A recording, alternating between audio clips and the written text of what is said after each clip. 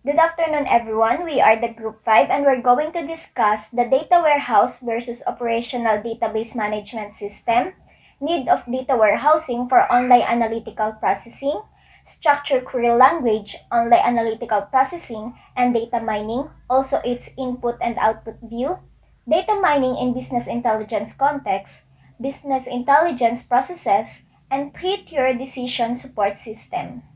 If you have any question about our topic, you may jot it down and we will answer it after the presentation.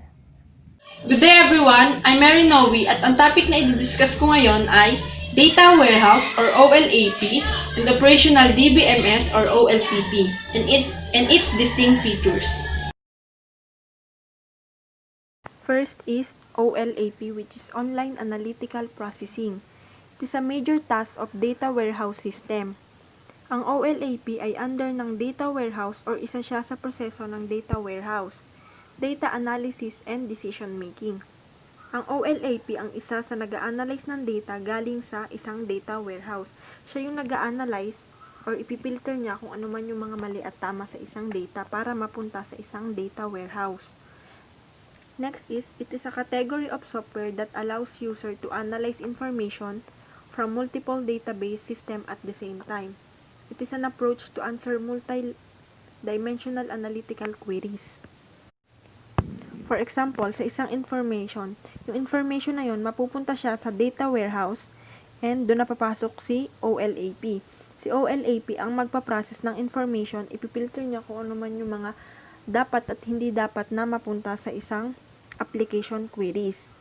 And after na mapunta yung mga tamang information sa application queries, doon na papasok si users. Ang ilang information ay sabay-sabay na marireceive ni users, kumbaga malawak na yung sakop niya. Pwedeng sa isang information, maraming users ang maka-receive nun or maraming users ang makaalam ng information na yon. For example naman, pag sa mga written information, hindi mo siya basta-basta pwedeng maintindihan or masagot agad. Kailangan ng mga analyzation sa bawat data at doon pa lang magkakaroon ng decision making. Gaya ng sa mga view of financial report or budgeting, marketing management, and sales report. Next is OLTP, which is Online Transaction Processing. It is a major task of traditional relational DBMS. Ang OLTP naman ay under siya ng Operational DBMS or isa rin siya sa proseso na nakapaloob sa Operational DBMS. It is a day-to-day operation. Sinasabi dito na ang OLTP ay ginagamit sa pang-araw-araw lalo na sa isang business. Mapa purchasing, inventory, banking, manufacturing, payroll, registration, and accounting man ito. It is a common data processing system in today's enterprise. Mas mabilis ang proseso nito kumpara sa OLAP. Kasi ang pag-a-analyze dito ay within this day din. Kumbaga after ilang minuto, makukuha mo na yung operation or yung information na gusto mong makuha. For example, order entry, retail sales, financial transaction system, and ATM center. Sa order entry, example niya is fast food chain. Kukunin ni cashier kung ano man yung order mo and ipaprocess niya yun gamit yung monitor. And after ilang minuto ng processing, makikita mo na sa resibo kung ano man yung na-order mo.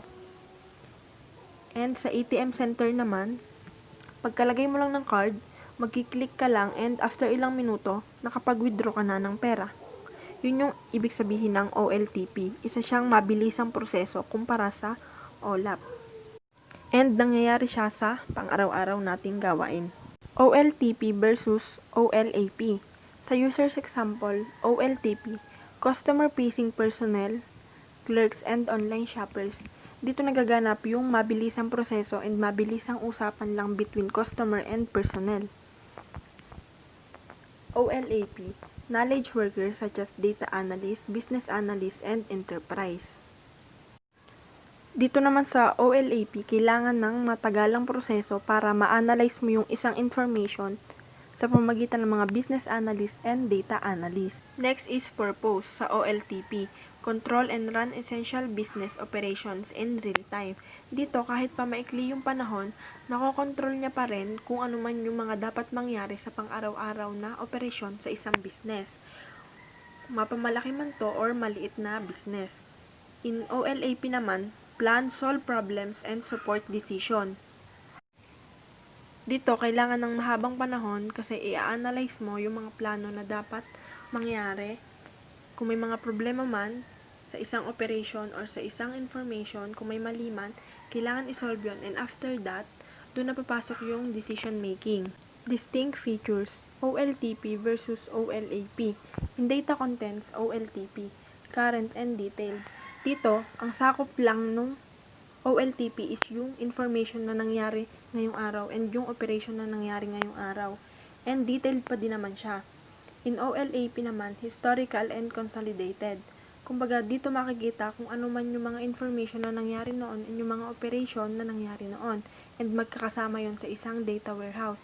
For example, 2016 data, 2017 data, 2018 data. Magkakasama siya sa isang data warehouse. In database design naman, in OLTP, ER plus application. In OLAP naman, star plus subject. Distinct features, OLTP versus OLAP. In view, OLTP, current and local. Kumbaga, si OLTP, ang pinaprocess niya lang is kung ano yung nangyari ngayong araw. And kadalasan, ang processing niya lang is local. In OLAP naman, kabaliktaran ng OLTP which is evolutionary and integrated. Dito sa OLAP, pinaprocess niya maski yung mga past information and pinagsasama-sama niya yon. In access patterns, OLTP, update, OLAP, read-only but complex queries. Yun nga, sa OLTP, kung ano lang yung nangyari ngayon, yun lang yung update na pwedeng ibigay sa isang information. Sa OLAP naman, read-only, hindi mo na siya basta-basta pwedeng mapalitan, pero yung isang information na yon is marami ang pwedeng makapag-benefit nun. Gaya nga kanina, yung isang information na galing sa isang application queries, maraming pwede ang makakita or makabasa nun. Hi, I am Francis Caponpon and I am here to discuss the need of data warehousing for OLAP and OLTP. Bago tayo magsimula, alamin muna natin kung ano nga ba ang OLAP at OLTP. Unahin na natin ang OLAP.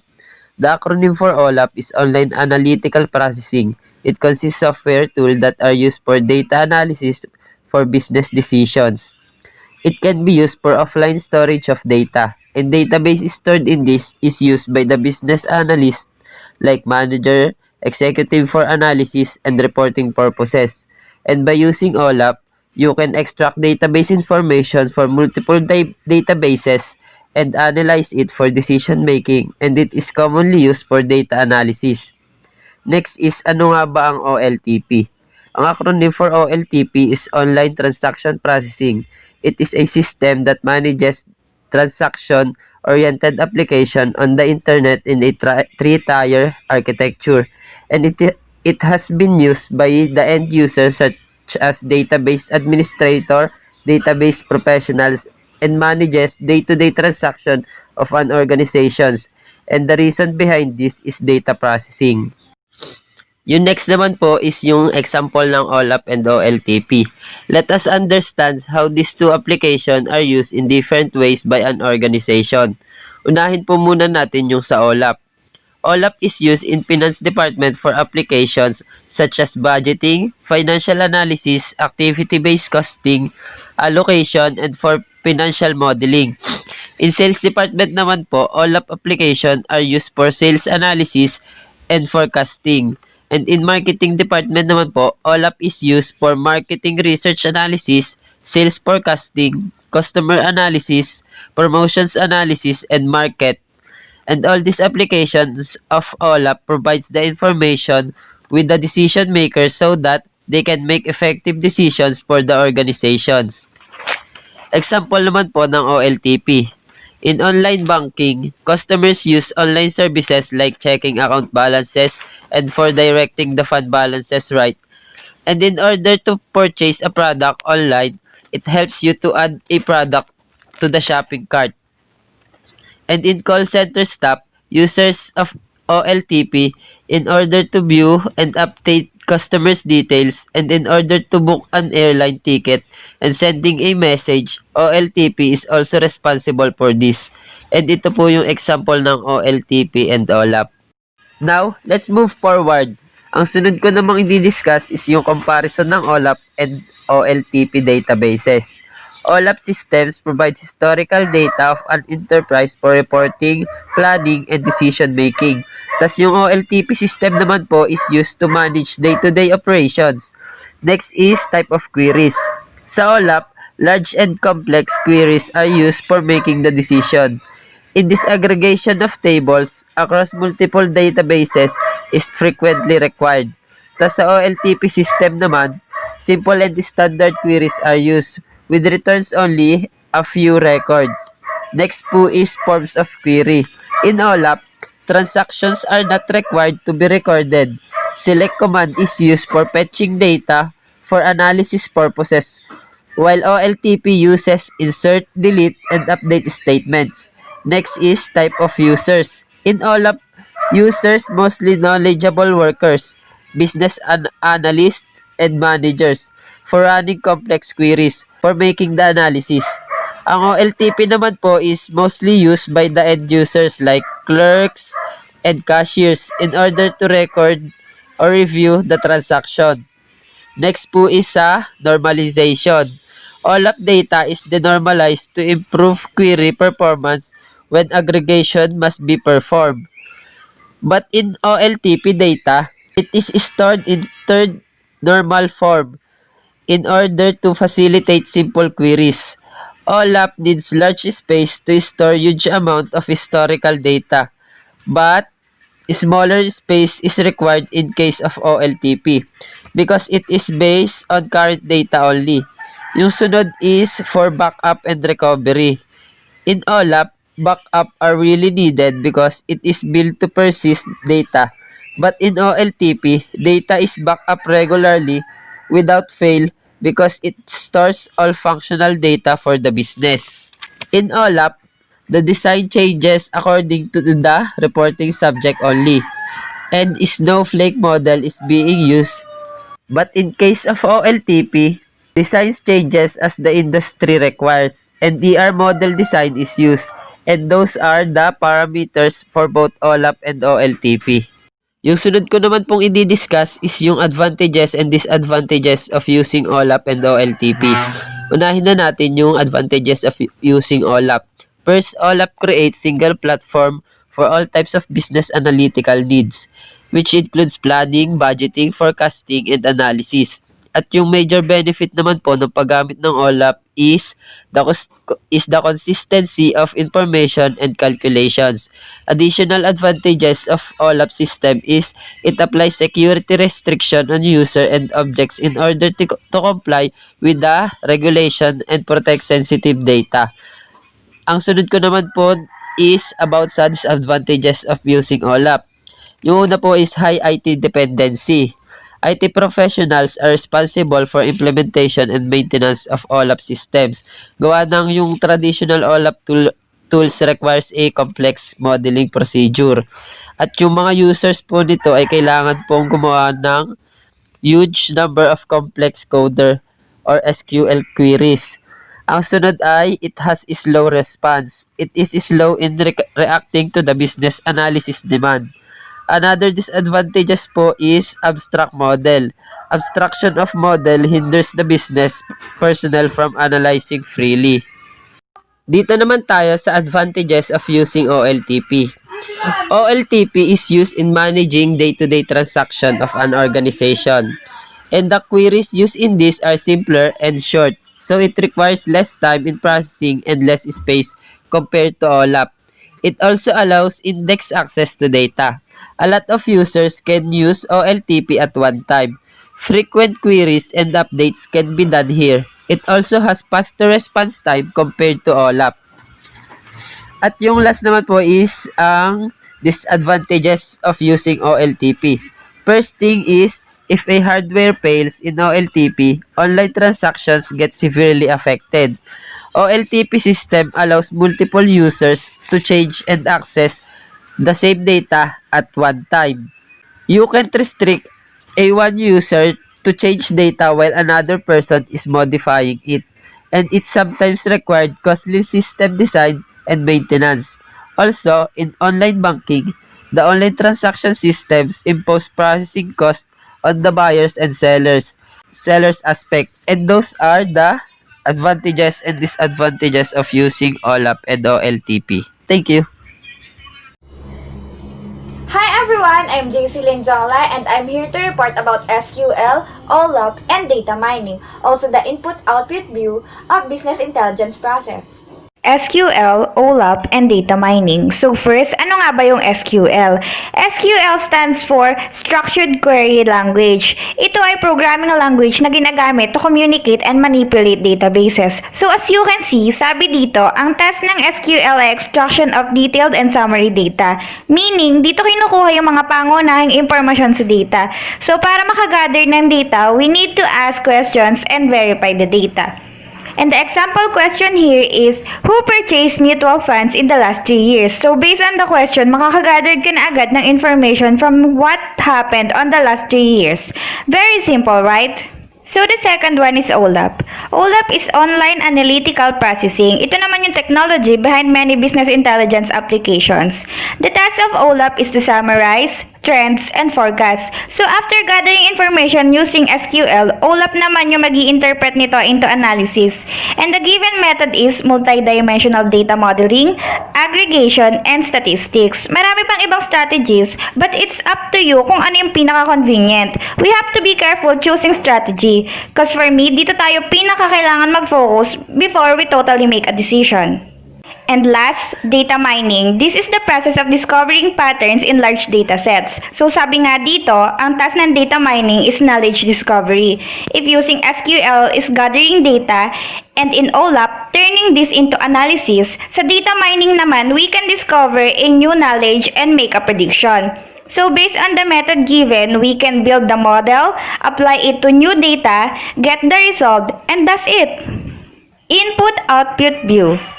This is a figure showing what I'm saying on my entire report. So, pinisimple lang dito. This says, gathering data and organizing it through reporting, turning it into meaningful information through analysis, making actionable decisions aimed at fulfilling a strategic goal. So, to make the topic short and understandable, magbibigay ako ng example na madaling maintindihan ng lahat. Imagine, there is someone na nagugustuhan mo. Using SQL, you have to ask yourself first, paano ko siya makukuha? Siyempre, mag-colored ka muna ng information. Ano nga ba yung mga pwedeng gustuhin niya? Ano nga ba yung mga tipo niya?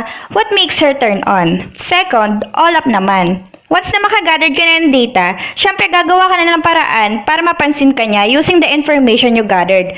For example, you knew that girls like flowers. So, bibili ka ngayon ng flowers. Doon na papasok yung data mining. Because the moment you decide to give her the flower, doon mo malalaman if tama ba yung prediction mo na she likes flowers like other girls. And if not, you can go back to the start and make a new strategy. And if yes, then congrats and continue applying new data to get the result. Good afternoon, everyone. I'm Wenani Ilagan Magsino, and I'm going to discuss the data mining in business intelligence context and business intelligence processes. Data mining and business intelligence. Business intelligence data mining is a process of using sophisticated equipment to locate and extract relevant business information from a larger body of data. The term is also sometimes associated with the retrieval of data that is stored in a damaged device such as a server or a computer hard drive that is crashed. This form of data mining seeks to access necessary data that relates to the history and current standing of a business enterprise and allows that data to be arranged in a logical fashion. Data mining, the extraction of hidden predictive information from large databases, is a powerful new technology with great potential to help companies focus on the most important information in their data warehouses. Data mining tools predict future trends and behavior, allowing businesses to make proactive, knowledge-driven decisions. Data mining tools can answer business questions that traditionally were too time-consuming to resolve. They score databases for hidden patterns, finding predictive information that experts may miss because it lies outside their expectations.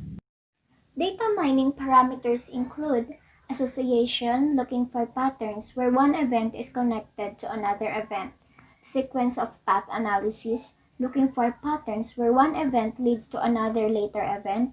Classification, looking for new patterns, may result in a change in the way data is organized, but that is okay.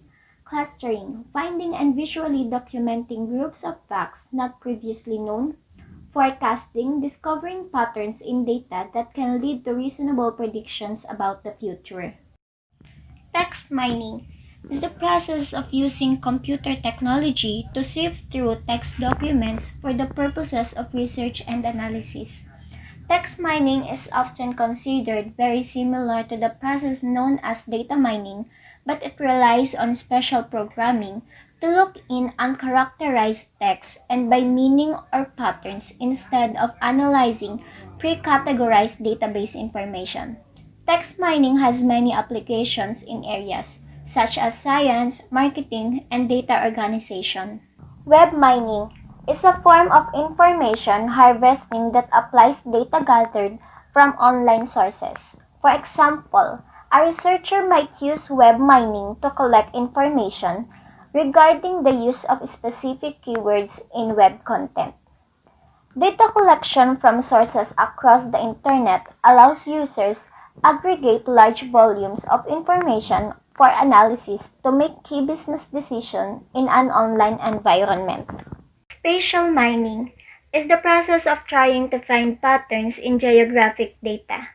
Data collection from sources across the internet allows users to aggregate large volumes of information for analysis to make key business decisions in an online environment. Process mining is a technique in which business processes are extracted from information system, event logs, and analyzed. Most commonly used in retail, it has grown out of the field of data mining, which initially focused in finding patterns in textual and numerical and electronical information. It is considered more complicated challenge than traditional mining because of the difficulties associated with analyzing objects with concrete existence in space and time. Data mining in business intelligence context, business intelligence, the data extraction, collecting, and transforming. Extract, transform, and load transaction data onto the data warehouse, data storage, storing, aggregating, historing.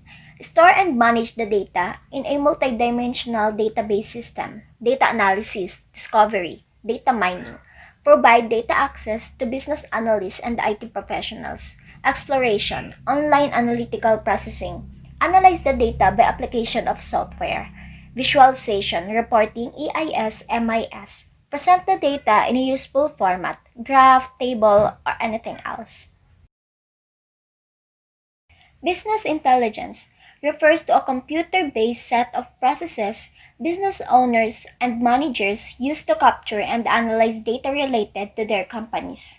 A set of techniques and tools for the acquisition and transformation of raw data into meaningful and useful information for business analysis purposes.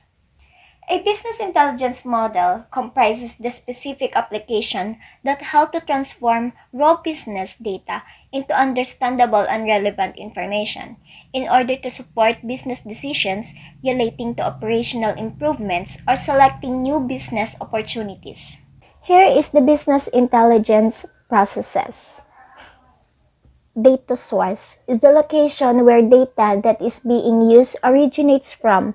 A data source may be initial location where data is born or where physical information is first digitized.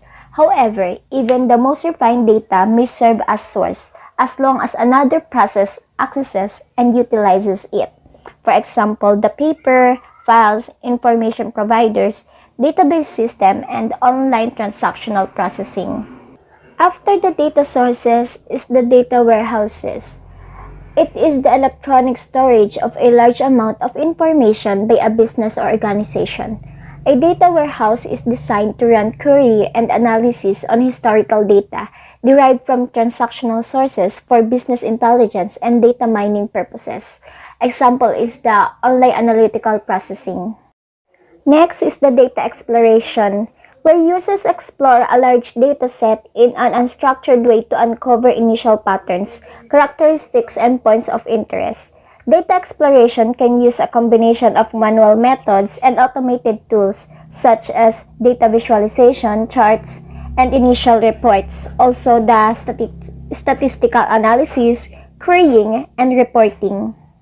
After the data exploration is the data mining, is a process used by companies to turn a raw data into useful information. That's why it is the information discovery.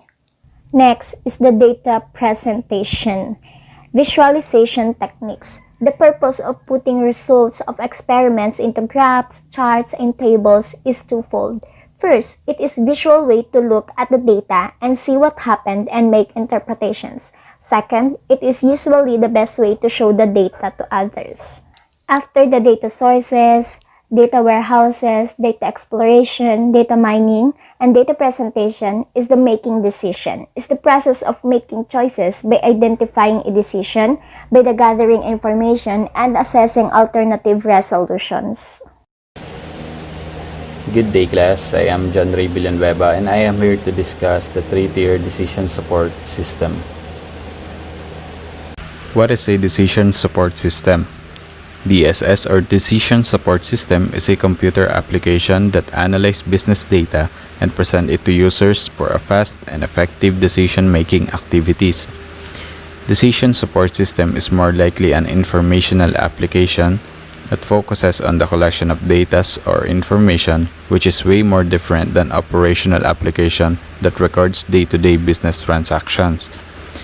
This application pays particular attention to the general output of business activities that happen in a certain amount of period.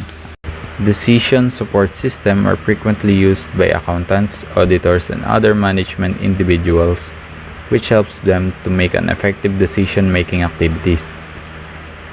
DSS can also be very beneficial to the organization's overall performance because it lessens the work unlike the traditional way of decision-making activities. At some part, it reflects the organizational performance status, which can also be useful in decision-making purposes of the management.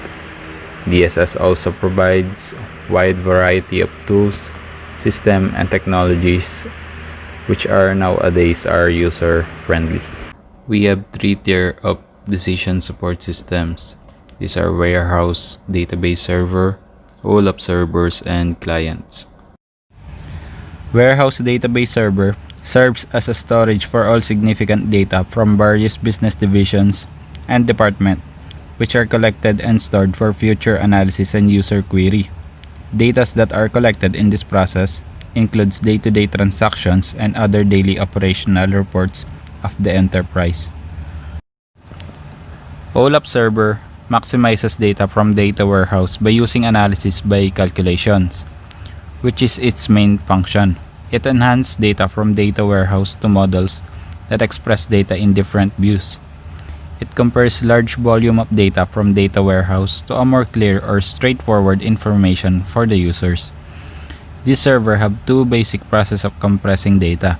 These are the roll-up or relational online analysis processing and the multidimensional online analysis processing or MOLAP. And multidimensional OLAP both allows multidimensional modeling for data, which is very useful for the users to locate specific business data that they want to use for decision-making activities. In contrast, these two servers have slight differences. Roll-up's functionality is limited, but it can present understandable data, while MOLAP can present more understandable and more specific data because it keeps pre-calculated data, which helps the users to have higher range of questions to business data. In this space, clients pertains to users who utilize the enhanced information from the given servers. These clients were the executives or administrators inside a company that creates decision-making activities for the enhancement of the enterprise. Using query, reporting, data mining, and analysis tools, which is also a computer program, clients come up to knowledge, discoveries, insights about the given data and prediction for the future business activity. In this space, outputs from the day-to-day transaction were extracted, loaded, and transformed into a tool for the business future activity. using small amount of time and effort. That is all for my report. Thank you.